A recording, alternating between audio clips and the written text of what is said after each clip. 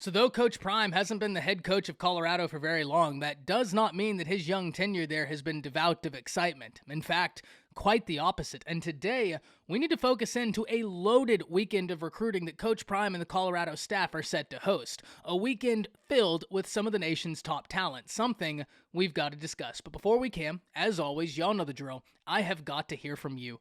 Hop down to the comments, give me a Y for yes or an N for no. Do you believe that Colorado and Coach Prime will exit the weekend with some recruiting wins? Let me know what you're thinking. If you're new to the channel, be sure to subscribe. Hit that bell notification as I do constant college football content. You don't want to miss any of it. And if you enjoyed this content, be sure to like and comment down below, as those interactions are massive to content creators such as myself, and both getting picked up and maintained by the YouTube algorithm. And we're on a push to 20,000 subscribers. I'd love nothing more than to have you a part of this unbelievable community. But having said all that, let's jump right into this.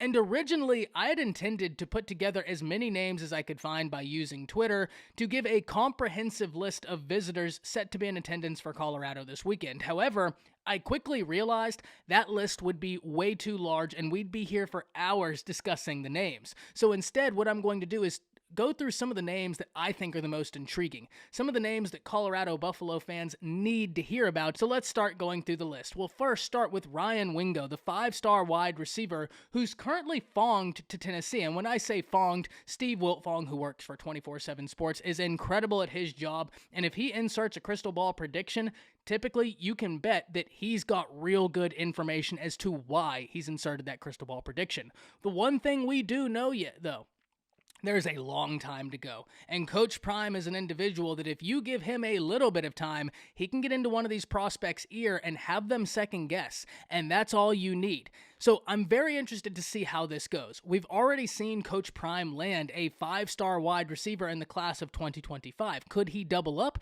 I'm not going to say he couldn't. I'm not surprised at all when I see these top-tier skill position guys go play for Coach Prime. Makes complete sense to me, and Ryan Wingo is interested in seeing what the pitch is all about. And that's the start of the battle. Getting the guys into the building so that you can deliver the pitch. That's step number one, and Coach Prime and them have already accomplished that with a very gifted prospect in Ryan Wingo, the wide receiver who stands 6'2", 205 pounds from Missouri. Love this addition. This is a very talented player, one Colorado fans need to keep up with. The next name we're going to talk about is a name currently committed to the Buffaloes, but I think that's very important, in Omar White, the defensive lineman from Georgia. And we've talked about Omar White before. I think this is indicative of what an exciting future Colorado has. Whenever Coach Prime gets there, before he's ever coached a game, has already gotten a blue chip defensive lineman out the state of Florida to come and play for the Buffaloes. If he can retain Omar White in this class, which I don't see any reason why he couldn't, that's going to be a massive win. Omar White is a top 150 player in the nation, very gifted, but he satisfies a need in the trenches for Colorado. I can't wait to see. But the reason why I think it's so important that he's here, you love when guys who are currently committed to your class come back during these massive weekends, because those guys are so effective at recruiting their peers. A great example of this is his teammate who's also set to be in attendance, Eric Brantley, who once Omar White committed to Colorado, Brantley followed shortly after. So you love that you're getting two very talented defensive linemen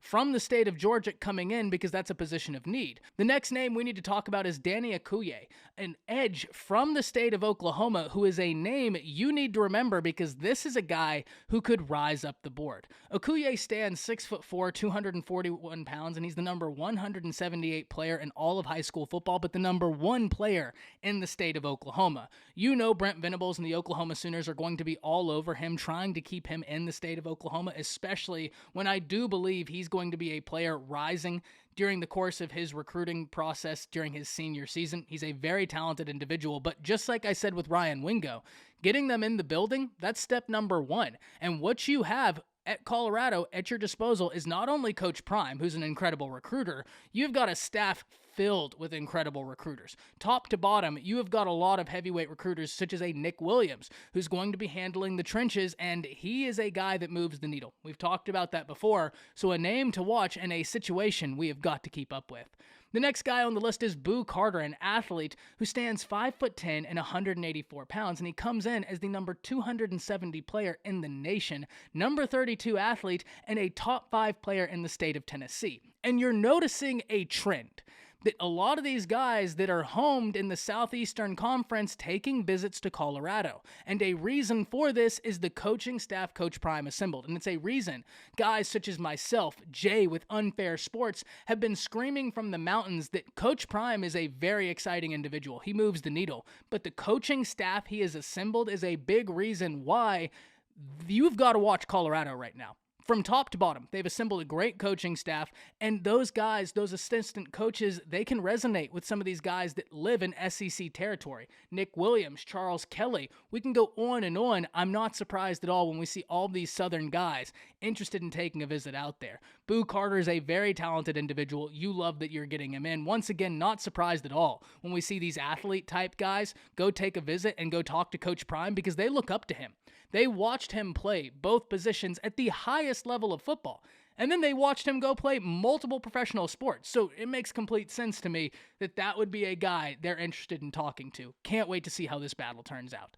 Speaking of the trenches, because this is the most important thing in football. Football is won and lost at the line of scrimmage, both offensively and defensively. How about Brandon Baker, offensive tackle, 6'5", who plays for Mater Dei, one of the best high school leagues in the nation. Personally, I think it's the number one high school league in the nation. You know, whenever you're getting a guy out of the Mater Dei League, that they are going to be battle-tested and well-coached because Mater Dei and that Trinity League consistently send dudes who are successful college football players. And Brandon Baker is a name we have got to keep up with. He is just outside the top 50 nationally, coming in at number 56, but he is a guy who could end up as a 5-star. Nobody would bat an eyelash. He's the number 4 tackle in the nation, the number 6 player in the state of California, and absolutely a name we have got to watch going forward. And Brandon Baker is not the only Mater Dei player set to be in attendance, far from it. He's bringing his friend Nate Frazier along for the journey, an athlete who stands 5'11", 195 pounds, another Mater Dei prospect, and a guy who's just inside the top 200 players nationally. Same argument we gave for Boo Carter applies over here. Not surprised in the least when we see these athletes give interest to Coach Prime in Colorado. Makes complete sense. How about another very talented wide receiver set to visit, and Jason Robinson, standing 5'10", 160 pounds, a top 250 player in all of high school football, and a current USC commit, which makes this a little bit sweeter. Getting in a current USC commit to come in and visit your institution, especially when you have the ball rolling in the manner you do, oh, you have to love that if you're a Colorado fan. You've got to be over the moon about that. And at the end of the day, no matter what happens, it's proving a point I keep bringing up time and time again.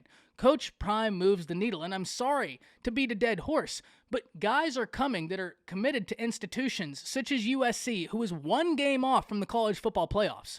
One game off from going into a college football playoff berth, and they're going to visit Colorado. Now, that doesn't mean that Robinson will flip from USC to Colorado. One thing we need to give credence to, Lincoln Riley's offensive system puts guys in the NFL. We've seen it time and time again.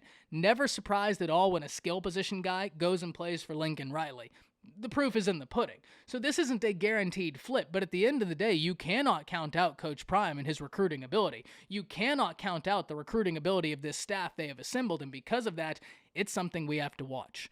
Revisiting the trenches, a name I love, DeAndre Robinson, defensive lineman, 6'4", 300 pounds, number 201 in the nation. I love it that Colorado is addressing the trenches in the future. We've talked about Omar White. We've talked about so many different guys, but Coach Prime and the staff are cognizant that the trenches are where they need to stack. And if we look even in the transfer portal acquisitions for Colorado, I know a lot of people always ask me, but what about the trenches? What work are they doing there? Check out some of the transfer portal wins they've gotten. They've gotten some really good additions along the offensive line and defensive line in the transfer portal. And you can tell they're cognizant that they need to continue this into the future, and they're doing a great job at it. What about a cornerback, though? Standing 6'1", 170 pounds, having long range in Isaiah Reuben. And he sits just outside the top 300 players per 24/7 Sports Composite in the class of 2024, but this is a name to remember. If I had to bet, this is a guy that will be firmly in the top 300 when all is said and done. So keep the name Isaiah Reuben at the forefront of your mind. 6'1", 170 pounds. I think he is a very, very gifted guy. And really, 24/7 Sports in and of themselves agree, as they have him listed as a top 250 player. It's just the composite where he sits just outside the top 300. And the last name we're going to talk about in the class of 2024 is Kylan Fox, an athlete standing 6'4", 208 pounds, number 195 in the nation from Georgia. And whenever you hear an athlete standing 6'4", 208 pounds, well, your imagination starts running wild at what he can do. And Kylan Fox is a guy that has a ton of versatility. He's currently outside the top 150 prospects in all of high school football. Watch that to change. I have no doubt about that. This guy's a mismatch. This guy's going to be a problem wherever you put him, and Coach Prime and the Colorado Buffaloes have already identified this. Now, make no mistake, there is a lot of talent representing the class of 2025, 2026, and even, crazily enough, into the class of 2027 for Colorado this weekend. But, like I said to open it up, we'd be here all day if we identified all of them. Those are some names I think you need to be aware about, and we're going to be keeping up with how this weekend goes for the Buffaloes. Until that point, let me know some names you're super interested in hearing about for Colorado, and let me know a name you want to watch commit. That's it. See ya.